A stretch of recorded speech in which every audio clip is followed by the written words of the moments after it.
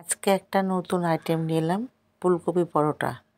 তাহলে বন্ধু চলো শুরু করা যাক কী করে বানালাম।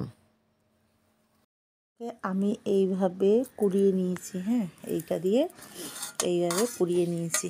এই যে ফুলকপি, এই ফুলকপিটাকে আমি একটা বড় ফুলকপি, এই বড় ফুলকপিটাতে কিছু ফুল ছিঁড়ে নিয়ে আমি এগুলো এই যেভাবে কুচিয়ে নিয়েছি। একদম নিয়েছি আমি অলরেডি।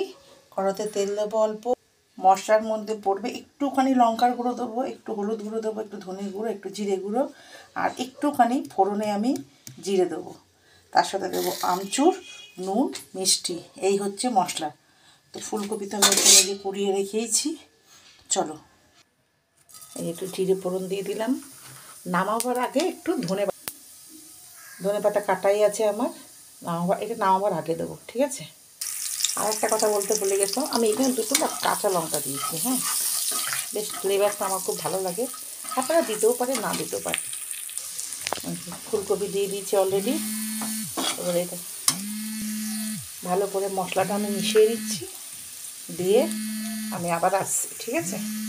এরকম দিয়ে ফুলকপি দিয়ে ভালো করে নাড়িয়ে একটু ঢাকা দিয়ে রাখবো আমি।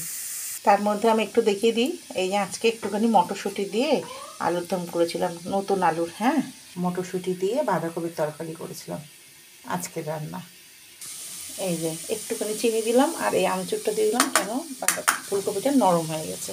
এটা দিয়ে দিলাম, দিয়ে একটু নাড়াচাড়া করে ধনে পাতা দিয়ে নামাবো। একটুখানি নাড়বো, কেননা ধনে পাতাতে জল আছে, যাতে জল না থাকে, জলটা পুরো শুকিয়ে নেবো। এই যে বন্ধুরা ধনে পাতা দিয়ে দিয়েছি, একটু নেড়ে ধনে পাতাটা মিশে গেলে নামিয়ে নেবো। দুটো ঠান্ডা হয়ে গেলে আমি আসছি, কী করে ভাজবো দেখাবো। জানো তো, আমি একটু বেশি করে এরকম কপির পুর করে রেখে দিই, যখন খেতে ইচ্ছা করে বার করে শুধু আটা মেখে ভরে করে নিই। তো তোমরাও পারলে এটা করো, খুবই ভালো। অনেক দিন থাকে, 2-3 দিন থাকে। ফ্রিজের মধ্যে রেখে দেবে, ঠান্ডা করে একটা কন্টেনারে ভরে রেখে দিও। দিয়ে আমি একটু বেশি করে পুর দিচ্ছি, তোমরাও দিতে পারবে, কোনো ফাটাফাটি হবে না, ঠিক আছে। এইভাবে বন্ধ করে দেবো।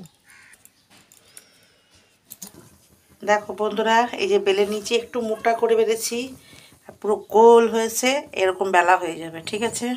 এবার ভাজবো, এই চাটু গরম করে দিয়েছি, এবার ভাজবো। দেখো কীরকম ফুলছে, দেখো, এই দেখো, দেখেছো কেমন ফুলে গেল, এই দেখো, দেখেছো কী সুন্দর ফুলে গেল, যেমন রুটি ফুলে এরকম ফুলে গেল, দেখেছো।